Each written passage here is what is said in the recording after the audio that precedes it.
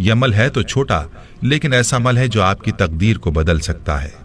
بہت ہی آسان عمل ہے جسے مرد حضرات بھی کر سکتے ہیں اور عورتیں بھی کر سکتی ہیں۔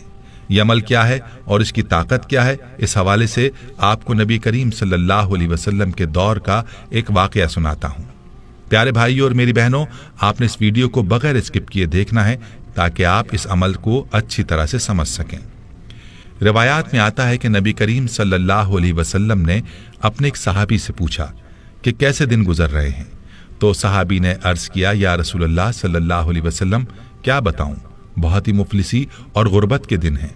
بچپن میں ہی والدین فوت ہو گئے اور زندگی میں تنگیاں ہی دیکھیں، کوئی آسودگی نہیں دیکھی۔ نبی کریم صلی اللہ علیہ وسلم اپنے صحابی سے باتیں کر رہے تھے کہ حضرت جبریل علیہ السلام تشریف لائے اور آپ صلی اللہ علیہ وسلم کو یہ اطلاع دی کہ جس صحابی کے ساتھ آپ بات کر رہے ہیں اس کی زندگی کل ظہر تک ہے۔ نبی کریم صلی اللہ علیہ وسلم کی آنکھوں میں آنسو آ گئے۔ فرمایا، اے میرے صحابی، تیری سب سے بڑی خواہش کیا ہے؟ بتاؤ تاکہ میں تمہاری خواہش پوری کروں۔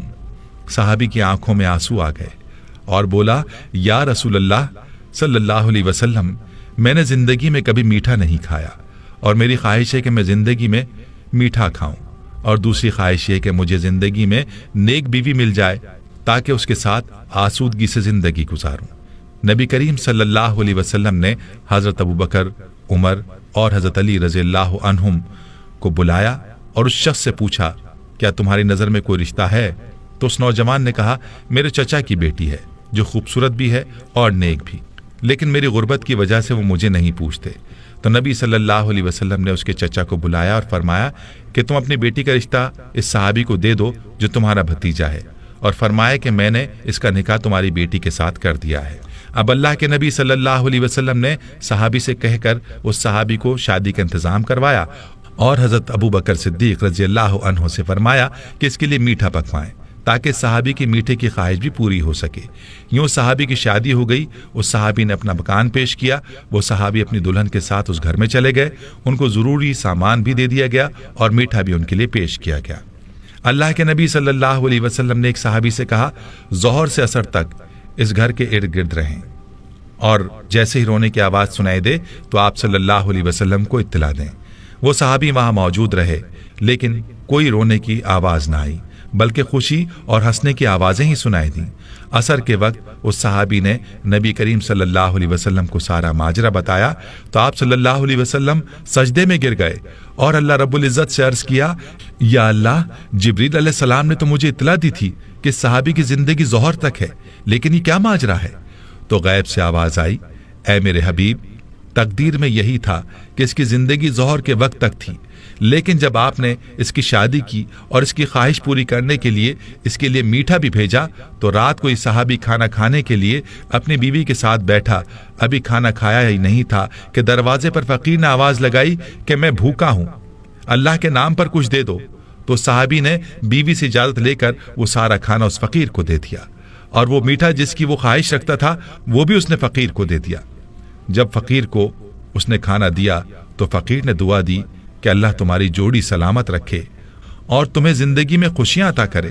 تو میری عزت کی قسم، مجھے اس نوجوان صحابی کی ادا پسند آئی اور میں فقیر کی دعا کو ٹال نہ سکا، یوں اس کی زندگی کو میں نے بڑھا دیا۔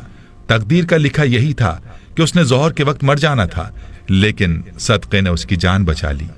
پیارے بھائیوں اور میری بہنوں، یاد رہے کہ صدقے میں اور دعا میں اللہ نے بڑی طاقت رکھی ہے۔ یہ دعا ہی ہے جو تقدیر کو بھی بدل دیتی ہے، اور صدقے میں بھی یہ طاقت ہے کہ وہ آفات اور آنے والی بلاؤں کو دور کر دیتا ہے۔ تو میرے بھائیوں، آج کا جو عمل ہے وہ صدقہ ہے۔ آپ نے اپنے مسائل کے حل کے لیے صدقہ کرنا ہے، اپنی پریشانیوں کو صدقے سے دور کرنا ہے، اور صدقہ بھی ایسا ہو جو کہ ضرورت مندوں کی ضرورت کو پورا کرے۔ ورنہ آج کل جو رواجی صدقہ ہم دیتے ہیں، روپیہ 2 روپیہ پکڑا دیے، 5-10 روپے دے کر ٹال دیا، ایسا صدقہ نہ ہو، بلکہ ہم ضرورت مندوں کو تلاش کریں اور ان کی ضروریات کو پورا کریں، صرف اور صرف اللہ کی رضا کی خاطر، اور کوئی مقصد بیچ میں نہ ہو۔ جب اس طرح کا صدقہ کریں گے تو پھر آپ دیکھیں گے کہ آپ کی پریشانیاں کیسے دور ہوتی ہیں اور آپ کی تقدیر کیسے بدلتی ہے۔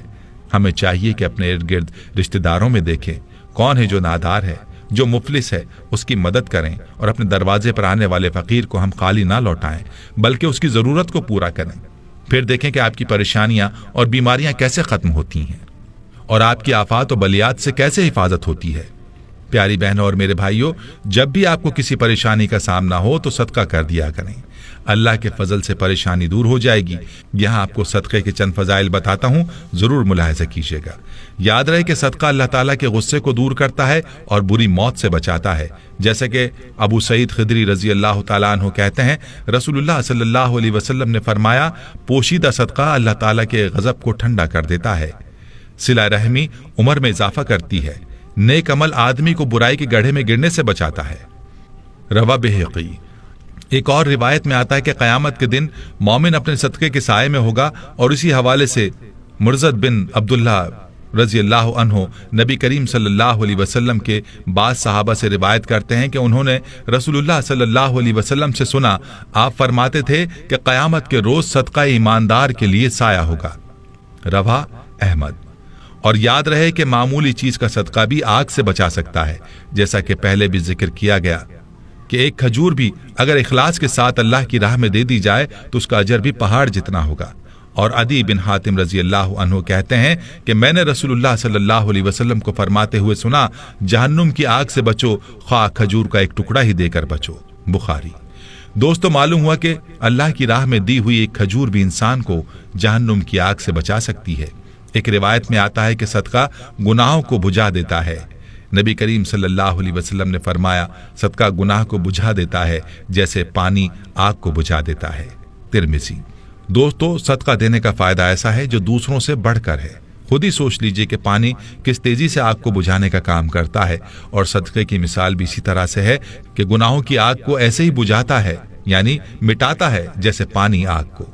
دوستو، ایک بات یاد رہے کہ متعدد آیات اور روایات سے یہ بات معلوم ہوتی ہے کہ صدقہ دینے سے مال کم نہیں ہوتا، اور اسی بارے میں حضرت ابو ہریرہ رضی اللہ تعالیٰ عنہ کہتے ہیں کہ رسول اللہ صلی اللہ علیہ وسلم نے فرمایا، صدقہ دینے سے مال کم نہیں ہوتا، معاف کرنے سے اللہ عزت بڑھاتا ہے، اور عاجزی اختیار کرنے پر اللہ مرتبہ عطا فرماتا ہے۔